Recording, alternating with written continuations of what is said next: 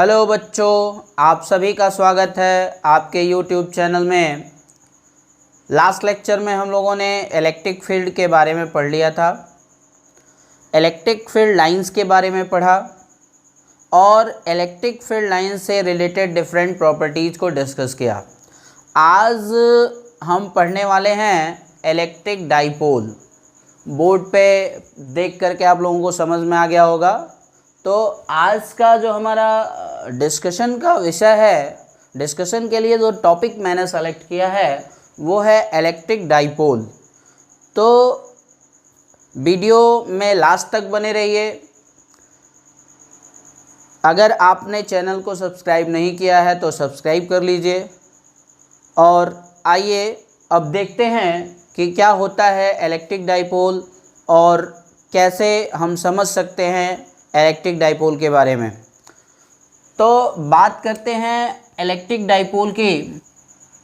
It is an arrangement of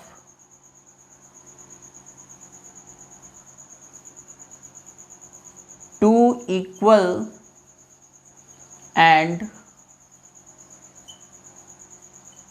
opposite charges. हमने क्या लिखा कि electric dipole is an arrangement of two equal and opposite charges. अब इसको एग्जांपल से समझते हैं। हम एक एग्जांपल लेते हैं HCl। क्या एग्जांपल लिया? HCl। तो HCl ये केमिकल फॉर्मूला है। हाँ, HCl का केमिकल नेम आप जानते ही होंगे। अच्छा चलिए, जान रहे तो कोई बात नहीं। HCl जब बनता है तो इसमें H प्लस और Cl माइनस, इन दोनों के बीच में आयनिक बॉन्ड का फॉर्मेशन होता है। तो यानी ये जो HCl हाइड्रोक्लोरिक एसिड का जो मॉलिक्यूल है उसके आयंस जो हैं हाइड्रोजन आयन और क्लोरीन आयन दोनों पे इक्वल और अपोजिट चार्ज है। तो इस तरह से ये जो सिस्टम बना, ये जो अरेंजमेंट बना, वो क्या कहलाएगा? Electric dipole. फिर अगर नेक्स्ट एग्जांपल लें, सोडियम क्लोराइड NaCl।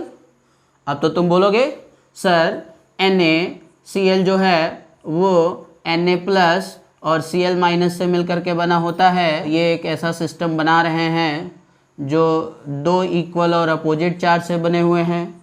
तो इस तरह से सोडियम क्लोराइड भी क्या हुआ? Electric dipole.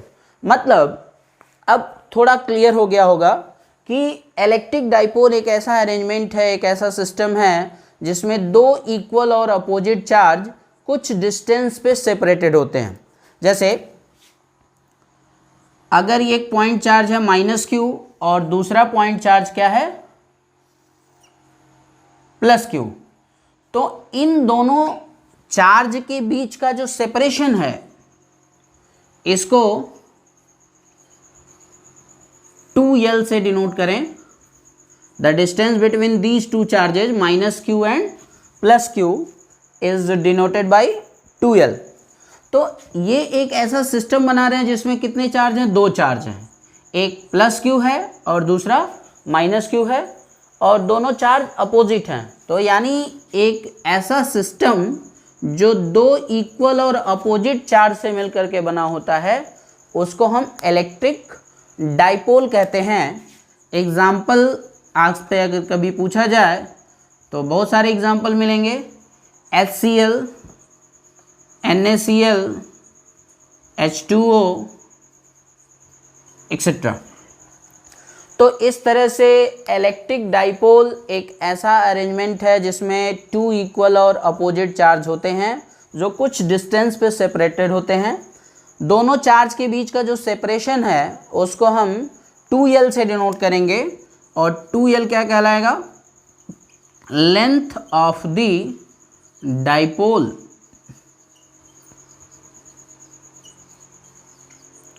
टू एल को क्या बोलेंगे? Length of the dipole. तो आगे बढ़ते हैं, नेक्स्ट टॉपिक लेंगे। नेक्स्ट टॉपिक क्या है? Electric dipole moment. क्या पढ़ेंगे? Electric dipole moment. देखिए जितने भी इलेक्ट्रिक डाइपोल्स हैं उन सबका अपना डाइपोल मोमेंट होता है। इसको हम लोग डिफाइन करें तो इलेक्ट्रिक डाइपोल मैंने क्या बताया कि it is a system of two equal and opposite charges. तो suppose there is an electric dipole which is made up of two charges minus Q and plus q and the separation between these two charges is 2L। यानी एक ऐसा electric dipole है जो दो charge minus Q और plus q से मिलकर के बना हुआ है और दोनों चार्ज के बीच का सेपरेशन कितना है 2L। तो इस केस में जो इलेक्ट्रिक डाइपोल मोमेंट है वो डिफाइन होगा। इलेक्ट्रिक डाइपोल मोमेंट को हम किससे डिनोट करते हैं P से। तो P इज इक्वल टू क्या होता है 2LQ। यानी जो इलेक्ट्रिक डाइपोल मोमेंट का जो मैग्नीट्यूड है वो कितना होगा 2LQ। तो अगर हमसे पूछा जाए what do you mean by electric dipole moment तो आप क्या बताएंगे द प्रोडक्ट ऑफ क्या बताएंगे the product of either charge. हमने क्या लिखा the product of either charge. यानी जो इलेक्ट्रिक डाइपोल है वो दो चार्ज से मिलकर के बना हुआ है और दोनों चार्ज की क्राइटेरिया क्या है दोनों के मैग्नीट्यूड क्या होंगे इक्वल। तो दोनों में से किसी एक चार्ज को हम ले लें the product of either charge and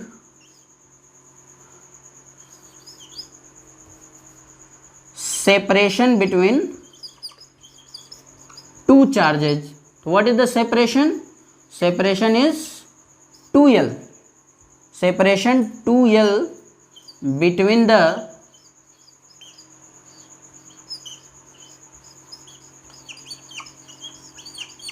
charges is called electric dipole moment। बात समझ में आई? हमने ये बताया कि the product of either charge and separation 2L between the charges is called electric dipole moment P। तो किसी भी इलेक्ट्रिक डाइपोल का जो इलेक्ट्रिक डाइपोल मोमेंट होता है उसको P से डिनोट करते हैं और इसको न्यूमेरिकली मैथमेटिकली हम एक्सप्रेस कर सकते हैं P is equal to 2LQ। P is equal to क्या लिखेंगे 2LQ। तो 2L क्या है सेपरेशन बिटवीन द चार्जेज यानी दोनों डाइपोल के बीच में जो सेपरेशन है कितना है सेपरेशन 2L। और डाइपोल में से किसी दो चार्ज हैं तो किसी एक चार्ज को लेकर के हम प्रोडक्ट ले लें तो ये क्या कहलाता है electric dipole moment P is equal to 2LQ। तो इस फॉर्मूले को याद रखेंगे। आगे देखते हैं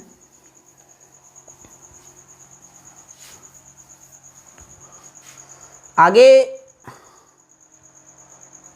तो हमने ये समझ लिया कि P इज इक्वल टू क्या होता है 2LQ। यानी अगर एक इलेक्ट्रिक डाइपोल है जो दो चार्ज से मिलकर के बना हुआ है minus Q and plus Q और दोनों चार्ज के बीच का सेपरेशन कितना है 2L है तो इसका इलेक्ट्रिक डाइपोल मोमेंट डिफाइन होता है 2LQ। अब हमारे दिमाग में ये क्वेश्चन आ रहा होगा कि ये जो इलेक्ट्रिक डाइपोल मोमेंट है इसका यूनिट क्या होगा। तो यूनिट भी समझ लेते हैं, नोट कर लीजिए। SI unit of P is electric dipole moment को P से डिनोट करते हैं। तो SI unit of electric dipole moment P is क्या है 2LQ। तो 2L को किससे डिनोट करेंगे डिस्टेंस सेपरेशन है तो डिस्टेंस का यूनिट क्या होगा मीटर और Q का क्या होगा कूलम। Q क्या है चार्ज तो इसका यूनिट क्या हो जाएगा कूलम। तो SI unit of electric dipole moment is coulomb metre. Dimensional formula भी लिख लें dimensions of capital PR। What is the dimensional formula 2L के लिए क्या लिखेंगे L डिस्टेंस है तो डिस्टेंस का डायमेंशन फॉर्मूला क्या होता है L और Q है चार्ज तो चार्ज के लिए डायमेंशनल फॉर्मूला क्या होता है AT। तो ये हो गया डायमेंशंस ऑफ PR। LAT लिखिए या फिर LTA लिखिए, दोनों में से, दोनों सही है, दोनों में से कोई लिखें काम चल जाएगा। तो dimensions of capital P are LTA, ठीक है। अच्छा, अब ये जो इलेक्ट्रिक डाइपोल मोमेंट है P, ये एक वेक्टर क्वांटिटी होती है। P is a vector quantity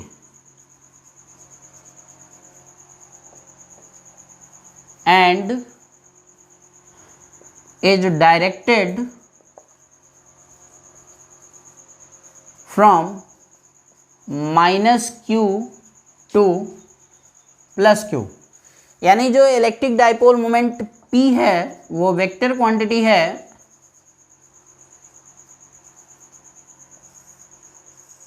electric dipole moment कैसी क्वांटिटी है, वेक्टर क्वांटिटी है, और इसका डायरेक्शन किधर से किधर होता है, हमने क्या लिखा, it is directed from -q to +q, यानी कि जो इलेक्ट्रिक डाइपोल मोमेंट P है इसका डायरेक्शन जो होता है वो -q चार्ज से किधर की तरफ होगा, +q चार्ज की तरफ होगा।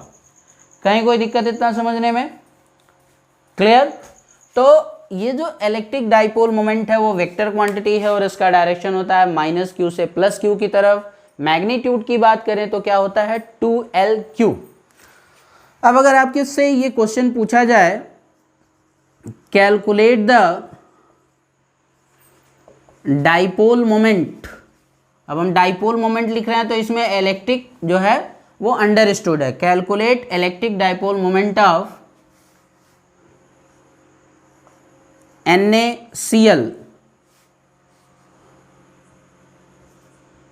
given bond length is 1.2 angstrom. ये मैंने आर्बिट्रेरी न्यूमेरिकल वैल्यू ले लिया है कि हमारे पास एक मॉलिक्यूल है NaCl, यानी ये सोडियम क्लोराइड है, Na+ और Cl-। तो जितना चार्ज Na+ सोडियम आयन पे है उतना ही चार्ज क्लोरीन आयन पे है। तो हुआ ना एक system 2 equal and opposite charge का, और दोनों के सेंटर के बीच में जो डिस्टेंस है वो बॉन्ड लेंथ के इक्वल है। तो बॉन्ड लेंथ कितना दिया हुआ, 1.2 एंगस्ट्रॉम।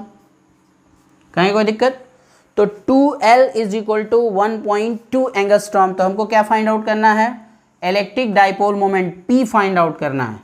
चलिए भाई, बहुत आसान है। P के लिए फॉर्मूला अभी हम लोगों ने पढ़ा, 2Lq। तो 2L इज इक्वल टू कितना, 1.2 एंगस्ट्रॉम। तो 1.2 एंगस्ट्रॉम को मीटर में कन्वर्ट करके लिखेंगे 1.2 इंटू 10⁻⁻10 मीटर इंटू Q। अब सोचने की बात है कि चार्ज कितना होगा। तो एक्चुअली होता क्या है, सोडियम अपने अंदर से एक इलेक्ट्रॉन निकाल करके क्लोरीन को दे दिया रहता है।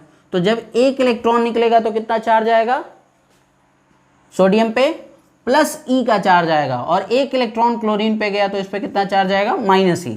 यानी जो Q की वैल्यू है वो किसके इक्वल है, E के इक्वल। E क्या है भाई, चार्ज ऑन इलेक्ट्रॉन। तो 1.2 into 10⁻10 and what is the value of charge on electron, 1.6 into 10⁻19 coulomb.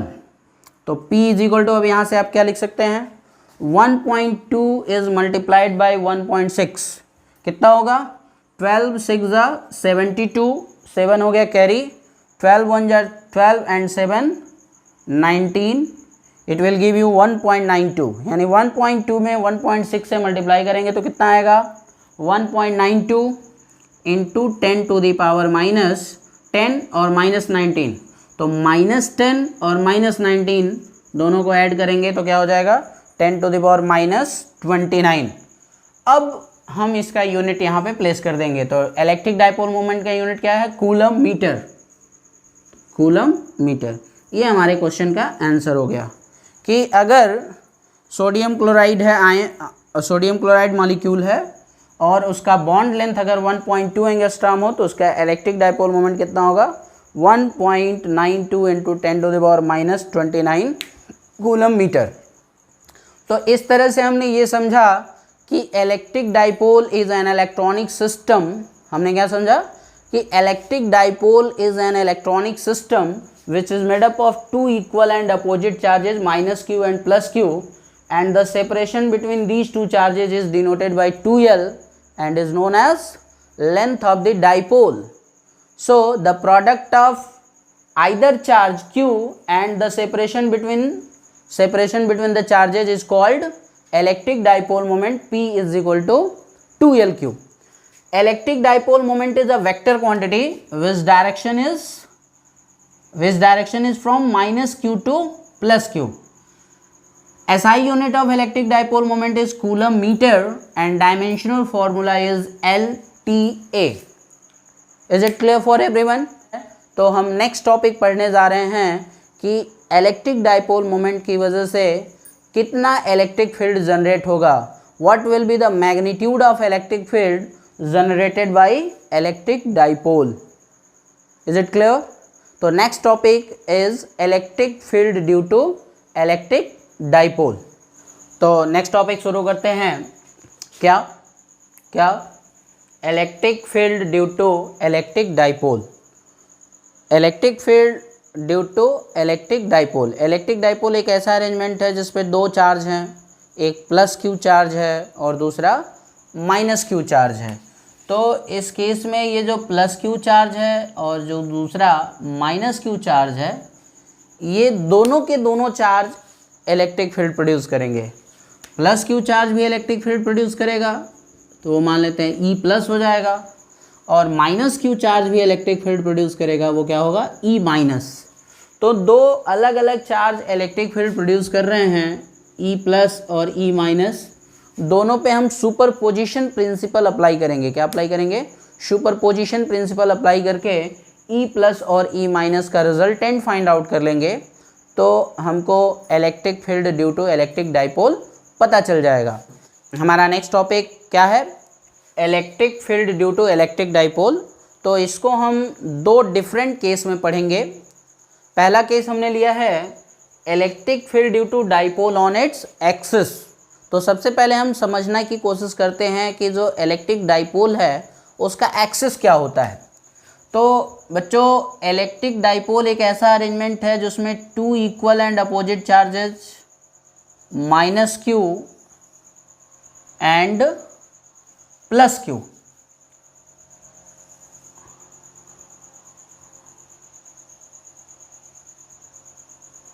देखिए ये इलेक्ट्रिक डाइपोल हुआ जिसमें दो इक्वल और अपोजिट चार्जेस माइनस क्यू और प्लस क्यू एक दूसरे से कितने डिस्टेंस पे सेपरेटेड हैं?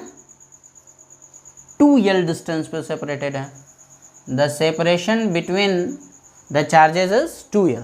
तो ये इलेक्ट्रिक डाइपोल हो गया. अब इस इलेक्ट्रिक डाइपोल के दोनों चार्ज माइनस क्यू और प्लस क्यू को जो मिलाने वाली लाइन होती है, the line joining the two charges of dipole is called axis of the dipole. क्या लिख सकते हैं? The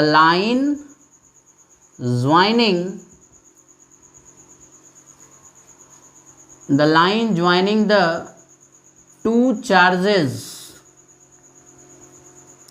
of dipole is called axis of the dipole. यानी इलेक्ट्रिक डाइपोल के दोनों चार्ज को जो मिलाने वाली लाइन है वो क्या कहलाएगी? एक्सिस. तो ये वाली जो लाइन दिखाई दे रही है वो क्या है? एक्सिस. तो अब इसी एक्सिस पर एक जनरल पॉइंट हमने सेलेक्ट किया P, जहाँ पे हमको इलेक्ट्रिक फील्ड कैलकुलेट करना है. हमारा मुद्दा है इलेक्ट्रिक फील्ड. इलेक्ट्रिक फील्ड किसकी वजह से? Due to dipole. कहाँ पर? एक्सिस पर. तो भाई हमारे पास डाइपोल है और उसका एक्सिस भी है, और इसी एक्सिस के पॉइंट P पर हमको क्या फाइंड आउट करना है? इलेक्ट्रिक फील्ड फाइंड आउट करना है. तो अगर इस इलेक्ट्रिक डाइपोल का जो मिड पॉइंट है, इसके मिडिल पॉइंट से O से पॉइंट P का डिस्टेंस कितना हो? R. The distance of the point P from midpoint of the dipole is R। अब ये चूंकि पॉइंट O जो है वो इलेक्ट्रिक डाइपोल का क्या है, मिड पॉइंट है, तो अगर टोटल लेंथ डाइपोल का 2L है तो L लेंथ इधर हो जाएगा और L लेंथ इधर हो जाएगा। अब बात करते हैं कि प्लस Q चार्ज से पॉइंट P की डिस्टेंस कितनी होगी। चलिए, ये टोटल डिस्टेंस कितना है R। अब इसमें से ये L वाला अगर माइनस कर दें, L डिस्टेंस हटा दें, तो ये कितना बचेगा, R minus L।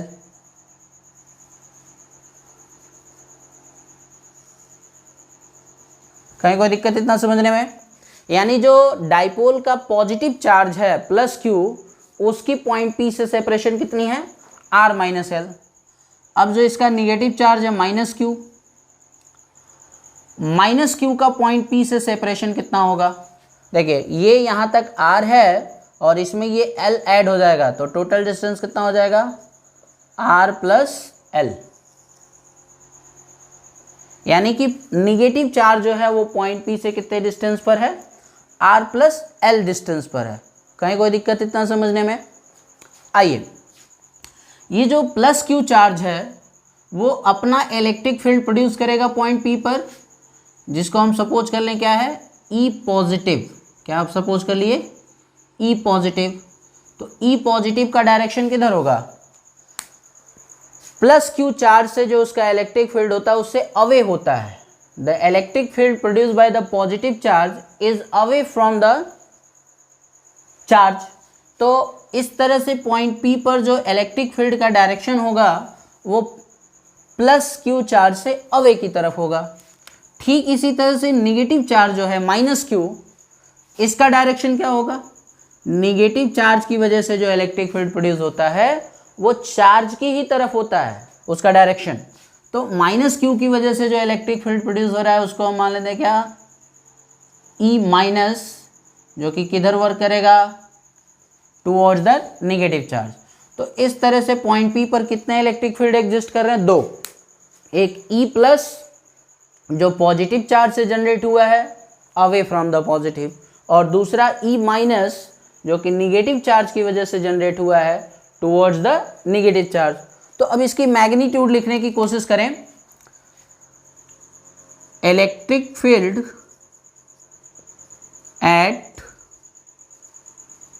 Point P due to plus Q charge.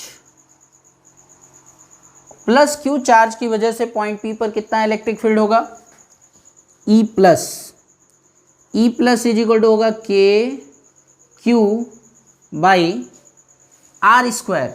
अगर कोई, हमने पढ़ा था कि अगर कोई पॉइंट चार्ज है Q, तो इससे R डिस्टेंस पर इस पॉइंट पर इलेक्ट्रिक फील्ड की वैल्यू कितनी बताई थी, KQ बाई R स्क्वायर। तो यहाँ प्लस Q चार्ज है और ये पॉइंट P है, दोनों के बीच में सेपरेशन कितना है, डिस्टेंस कितना है, R नहीं है, क्या है, R माइनस L। तो यहाँ पे लिखा जाएगा R minus L whole square, equation 1। अब इस E पॉजिटिव का डायरेक्शन किधर है, away from the positive charge, and electric field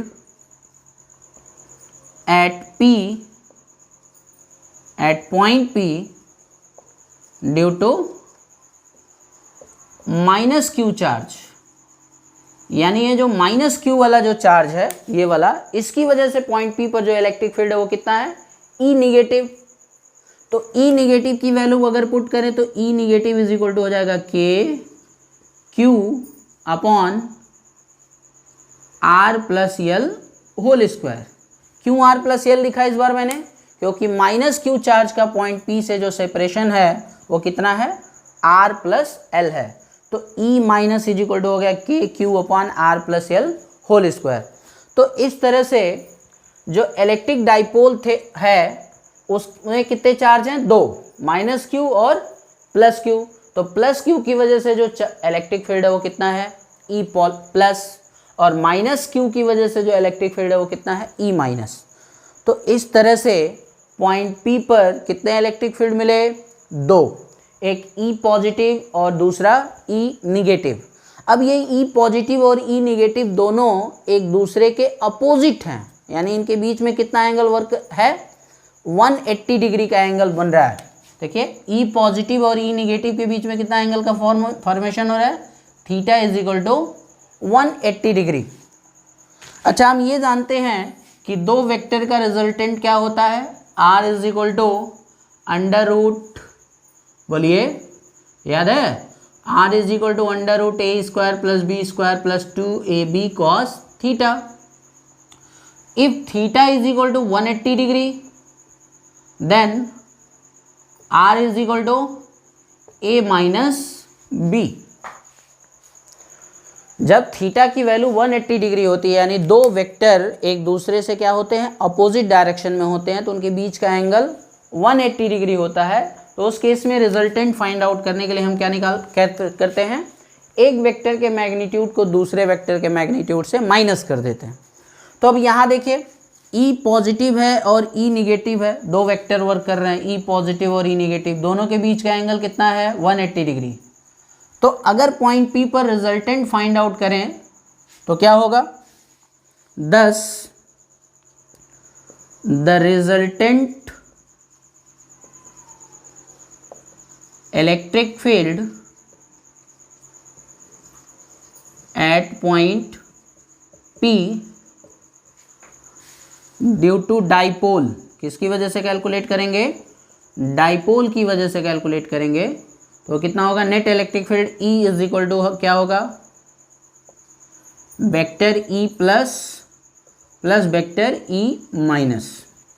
यानी हमने यहाँ पे प्रिंसिपल ऑफ सुपरपोजिशन अप्लाई किया, तो E प्लस E माइनस का मैग्नीट्यूड कितना होगा, E is equal to E plus की वैल्यू बताइए, K Q upon are minus L whole square, minus E negative की वैल्यू कितनी होगी, K Q upon are plus L whole square. क्योंकि ये जो दो वेक्टर हैं ई प्लस और ई नेगेटिव, इनके बीच का एंगल है 180 डिग्री, तो रिजल्टेंट कैसे पता चलेगा, नेट इलेक्ट्रिक फील्ड कैसे पता चलेगा, ई पॉजिटिव माइनस ई नेगेटिव। तो वही मैंने लिखा, अगर इसका मैग्नीट्यूड आप लिखना चाह रहे हैं तो होगा E positive minus E negative. तो ई पॉजिटिव की वैल्यू हमने इक्वेशन 1 से पुट की, K Q upon are minus L whole square, और ई निगेटिव की वैल्यू हमने कहाँ से पुट किया, इक्वेशन 2 से, K Q upon are plus L whole square. अब इसको सॉल्व करें, ई इज इक्वल टू, ध्यान से देखें तो के और के कॉमन है, क्यू भी कॉमन है, तो what is the common term, k q is common in both the terms, यानी दोनों टर्म में क्या है, के क्यू कॉमन निकल गया, तो क्या मिलेगा, क्या बचा भाई, 1 upon are minus L whole square minus 1 upon are plus L whole square. कहीं कोई दिक्कत नहीं। E is equal to k Q upon k q. अब यहाँ देखिए r minus L whole square और r plus L whole square दोनों के एलसीएम फाइंड आउट करते हैं। R minus l r plus L whole square, ये तो एलसीएम हो गया, क्या होगा, r plus L whole square minus r minus L whole square. ये देखिए r plus L whole square और r minus L whole square, इसको हमने एलसीएम ले लिया, तो जब इसको इससे डिवाइड करेंगे तो r minus L whole square cancel हो जाएगा, सिर्फ क्या बचेगा, r plus L whole square, तो जिसको हमने यहाँ पे लिख दिया। फिर minus r minus L whole square और r plus L whole square से अगर r plus L whole square को डिवाइड करेंगे तो क्या बचेगा, r minus L whole square. तो इस तरह से electric field E is equal to हो जाएगा के Q A plus B whole square, open करें तो क्या होगा, R square plus L square plus 2RL minus R square minus L square plus 2RL upon a plus B A minus B, लिख सकते हैं A square minus B square. तो यहाँ पे है r प्लस एल और r माइनस एल, तो इसको लिखा जा सकता है R square minus L square whole square.